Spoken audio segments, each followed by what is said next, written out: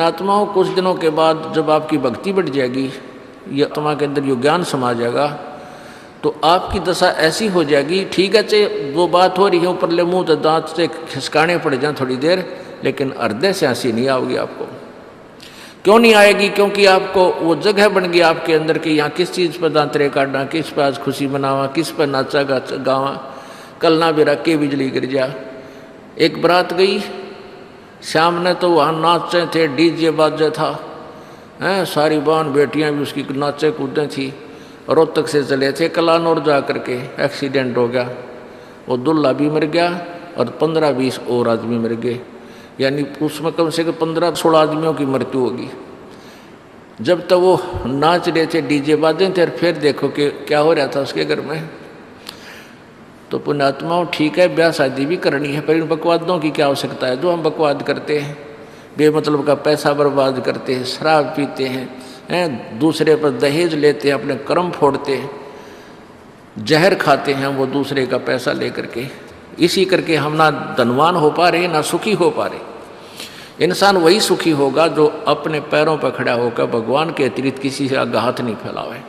वो इंसान है, वो संत है, वो भक्त है, और वही सुखी होगा। नहीं तो ये फिर लेन देन बना ही रहेगा। और पीछे बताया था आपको, आंध्र प्रदेश का वो मुख्यमंत्री हेलीकॉप्टर में जा रहा था। हेलीकॉप्टर पता नहीं कित मेरा पड़ा जाके, 3 दिन तो उसकी लाश नहीं मिली, जंगल में पड़ गया, कितने ढूंढा भी ना पाया। और कितनी उमंग थी उसकी, कितनी आशाएं थी, क्या करूँगा, ऐसे करूँगा, वैसे करूँगा, ना जाने कितना दुखी कर रहा होगा। और फिर उसकी 92 कुत्त्या कौव्या लाश खाई उसकी। पुण्यात्माओं, भगवान से डर कर रहना पड़ेगा। जो भगवान से नहीं डरते वो बालक है, नादान है, उनको बहुत भयंकर पीड़ाओं का सामना करना पड़ेगा। मंगोलिया देश का एक पूरा कैबिनेट, उसमें 97-98 व्यक्ति एक के जहाज में जाओ थे किसी और का दुख व्यक्त करने के लिए, और सारे एक के जहाज में एक कब्र में मर गए। हाय हाय। और बाकी बच रहे हैं। मैंने सोचा भाई तुम लूट लो, लूट। परमात्मा कहें लूट सको तो लूटियो, या राम नाम की लूटे, पीछे फिर पछताओगे, प्राण जहांगे छूट। जिस लूट को तुम लूट रहे हो ये लूट नहीं है, ये लूट लूटो राम नाम की, परमात्मा की भक्ति, दान धर्म और सेवा की। या लूटी जाती या लूट है, इसको लूटो। अब जैसे हम किसी को कहते हैं, पता चलता है कि जी ये भगत जो है ना डांस करे था, इनका ब्याह था, नाचे थे। अब पुण्यात्माओं, मन इस दास क्योंकि टीचर है, धमकानी भी पढ़ते हो, खुरकाने भी पढ़ते हो, और ये भी कहना पड़ता है भी अगर ऐसे तुम मर्यादा भंग करोगे तो भगवान मदद नहीं करेगा तुम्हारी, या बेशक बताया करो। चलो, ये तो उन बच्चों को जो ज्ञान नहीं समझ रहे हैं, जिसने साल 6 महीने नाम लिए हुआ है, सत्संग भी कम सुन पाए हैं, उनसे गलती हो जाती है तो उनको तो खुरका धोखा का हम फिर सेट कर देते हैं। आगे से नहीं करोगे, आगे करोगे ऐसी क्रियाएं तो मालिक साथ नहीं देगा, आइयो चाहे मत आइयो, ये नियम है प्रभु का। तो ये तो हम तब तक कहते हैं जब तक आपका ज्ञान मैच्योर नहीं हुआ। और जो जिनका ज्ञान मैच्योर हो गया, ये दास के कहने की जरूरत ना पड़ेगी, आपका मन को नहीं माने, आपकी आत्मा ही नहीं मानेगी कि ये बकवाद करूं। अब इतना बिगड़ गया मानव समाज। आज से 20, 30, 40 साल पहले जब हम बालक थे, छोटे थे, उस समय ब्याह शादियां देखी हमने ना, तो कोई डांस करने का मतलब भी नहीं, कोई अभद्र ढंग से कोई बोल भी नहीं सकता था गाँव में। और ईब बाप भी नाचे, माँ भी नाचे, और बेटी भी नाचे, सरेआम जुलूस काट दिया। अन्यों कही मॉडर्न हो गई, टट्टू हो गया थारा, सारा नाश कर दिया अपनी इज्जत का। सरेआम नाचे बेटियां भी, वो तो वैसे ही नाचा करती कहीं बंद कमरों में, और आज सरेआम लड़कियां नाच रही हैं, फिर उसको बड़ी खुशी मना रही है, क्योंकि इतना सतर गिर गया, ज्ञानहीन हो गए हम। तो हमने ये बकवाद, इस ज्ञान से छूटेंगी। आपका मन ही नहीं माने किसी प्रकार का भी कोई जश्न मनाने की, जश्न मनाने को दिल नहीं करेगा। कैसे? जैसे ये घटनाएं आपको याद आती हैं। एक भक्त कह रहा था जी हमने आज 11 वर्ष हो गए त्यौहार नहीं मना लिया। 11 वर्ष हो गए हमने त्यौहार नहीं मना लिया। और जिसके जो ये झूठे सुख को सुख मान रहे हैं और कोई चोट ना लगी है वो देखे दिवाली न होली न बेगन तार दे हैं, पटाखे नारे फूके, हाथ जड़वा लें किसी और के हैं, किसी के छोर ने फूक दें कि तो कपड़ा माग लग जाए, कोई तो और जुल्म हो जाते हैं। और जिसके घर में यह घटना घट जाए 2 दिन पहले वो बजा के दिखाओ फिर वो पटाखे, तो परमात्मा कहते हैं ये तो भाई 2 दिन आगे पाछे पटाखे सबके बंद होंगे, तो पहले क्यों ना हम सेट हो जावा, क्यों इसे बूढ़े गंदे लोक में और क्या पे खुशी मनावें। तो ये ज्ञान से बनेगा और ज्ञान होगा भाई सत्संग वाणी से। तो कह रहा था जी जैसे कभी तो हमारे घर में मेरा पिता की डेथ होगी, और फिर 1 साल भर तक वो पैक हो गया, 1 साल कोई त्यौहार नहीं मनावाएंगे।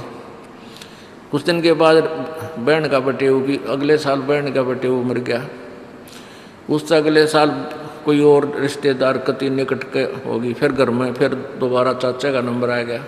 तो कहते 11 साल हो गया हमने कोई त्यौहार मनाए। तो पुण्यात्मा ये गंदा लोक है, यहाँ पर तो हम ढीठ होकर खुशी मना रहे हैं, यहाँ खुशी की कोई जगह नहीं। जैसे एक परमात्मा कहते हैं बेटा जाया खुशी हुई और खूब बजाए थाल, ये तो आना जाना लगा हुआ है जो कीड़ी का नाल। एक का जो है ना 10-12 वर्ष के बाद पुत्र प्राप्ति हुई, तो उस पुत्र के यानी उस लड़के के दादाजी ने आसपास के 10-12 गांवों की न्योते दे दिए, उड़ा खूब खाना खुना खिलाया, शराब स्वरूप पार्टी, यानी खुशी का ठिकाना नहीं रहा। 1 वर्ष के बाद वो पोता मर गया, अब टक्कर मार रहा है वहाँ पर, मना ले खुशी क्या की मनावे। तो नानक साहब जी ऐसे संत महापुरुष थे, भगत जन वहाँ आते थे, उनके विचार सुनते थे, लेकिन वो जैसे साधु संत ऐसे रहते हैं जैसे इसका कुछ गुम हो गया, जैसे ये बीमार है, इसको कोई तकलीफ है, उसको तकलीफ नहीं होती। कबीर परमात्मा के अपने आप उदाहरण देकर कहते हैं कि कबीरा वैद बुलाइया पकड़ के देखी बाँ, और वैद न वेद न जाने ही मेरा करक कलेजे माँ। कहते हैं डॉक्टर बुलाया, डॉक्टर ने नाड़ी देखी, बाँ पकड़ के, पहले ये थे थर्मामीटर हाथ से देखा करते हैं, और वैद कहता है इसका कोई बीमारी नहीं और रोज सूखते आवे। कहते हैं कबीरा वैद बुलाइया पकड़ के देखी बाँ, और वैद न वेद न जाने ही मेरा करक कलेजे माँ। उस परमात्मा की और यहाँ के दुखों का जो दुख है, यहाँ के दुखों को देख देख कर कुत्ते ने देखे खाज कि तो कीड़े पड़ रहे उसके हैं, किसी खाज लग रही है। ये भी पहले आप जैसे अड़े चौड़े हो कांडे थे और बढ़िया बढ़िया सूट गाड़ के चाले थे, भक्ति करी को नाच ब्रैन माटी करवा ली। तो ये बातें उनको तुरंत याद आने लग जाएंगी जिनकी आंखों का मोतियाबिंद का ऑपरेशन हो गया,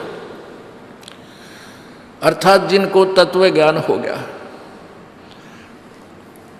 अब तो हम देखते हैं कुत्ते हैं, गधे हैं, सुअर हैं, बैल है, जोड़ रखा गाड़ी में, भर रखा सामान, चलता नहीं था, दे लट्ठा गद्दा है गधोरी उस पर। तो हमने सोचा ये तो ऐसे बनते रहेंगे और हम ऐसे ही मनुष्य बने रहेंगे। काल ने ऐसी बुद्धि भ्रष्ट कर रखी हमारी, क्योंकि ज्ञान है नहीं। ज्ञान हो तो हम ये नहीं सोच सकते, क्योंकि यहाँ तो प्रत्येक प्राणी का अपना किया कर्म इसको मिलेगा।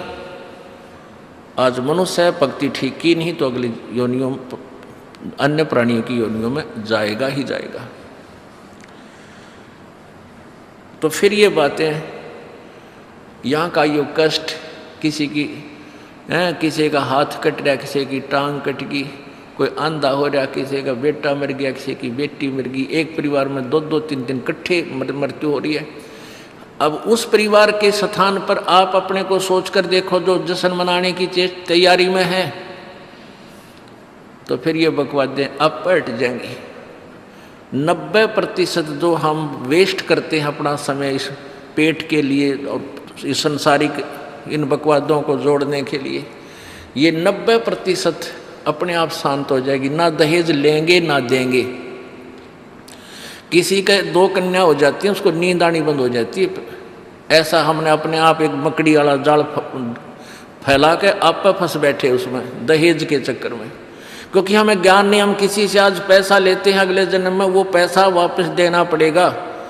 किसी ने मान ले किसी को दबाव देकर दहेज का पैसा ले लिया, या वैसे 2 नंबर के काम करते ले लिया, लेकर दिया नहीं, अगले जन्म में वो पूरा करना पड़ेगा। किसी का गधा बनकर देना पड़ेगा, किसी का भैंस बनकर देना पड़ेगा, और या फिर अगले जन्म में वो दामाद बन के ले जाएगा, जिसको आज तुम दामाद बन के ले रहे हो। तो इस पंगे में अनजान व्यक्ति दिया करे। परमात्मा ने जो आपको देना है वही देना है, आपके प्रारब्ध में लिख रखा है। उसमें आप अगर फेरबदल करने की चेष्टा करोगे, दूना दुख उठाओगे। फेरबदल भी परमात्मा ही कर सकता है। शास्त्र विद अनुसार साधना करने से आपके भाग्य में ना होगा वो पुण्य, और परमात्मा करवा कर या अपने कोटे से देकर आपको यहाँ होटल वाली सुविधाएं अवश्य देगा, पर अधिक नहीं मांगनी चाहिए। तो ऐसे नानक साहब जी से किसी ने प्रश्न किया, क्योंकि नए नए भक्त बहुत जाते रहते हैं। कहते हैं, हे गुरुदेव, हे परमात्मा, आप हमें कभी खुश नज़र नहीं आते, आप खोए खोए से रहते हो। तो नानक साहब जी कहते हैं, भाई क्या बताऊं। कहते हैं, ना जाने काल की कर डारे,